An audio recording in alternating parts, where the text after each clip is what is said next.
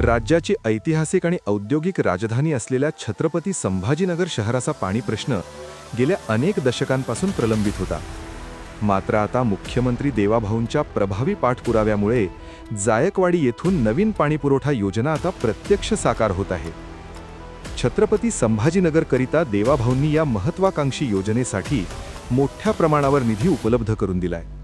सध्या शहराला 172 MLD पाणी मिळतं, मात्र शहराची गरज 280 MLD इतकी आहे.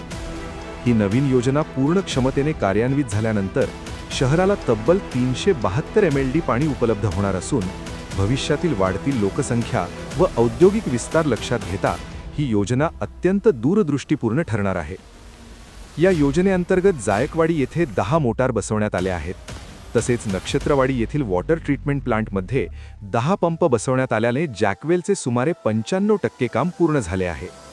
याशिवाय शहरांतर्गत पाण्याच्या टाक्या व जुन्या पाईपलाईनचे जाळे युद्ध पातळीवर बदलले जात असून येणाऱ्या 60 दिवसात छत्रपती संभाजीनगर शहर पूर्णतः पाणी टंचाईमुक्त करण्याचा भाजपचा ठाम संकल्प आहे.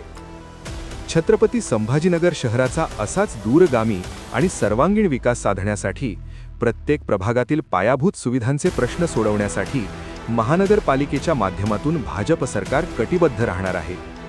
नागरिकांनो, ही अभूतपूर्व संधी दवडू नका. होत असलेल्या महानगरपालिकेच्या निवडणुकीत छत्रपती संभाजीनगर शहराच्या उज्ज्वल भविष्यासाठी येणाऱ्या 15 जानेवारीला प्रत्येक प्रभागातील भाजपच्या सर्व अधिकृत उमेदवारांना कमळ चिन्हासमोरील बटन दाबून प्रचंड मतांनी विजयी करा.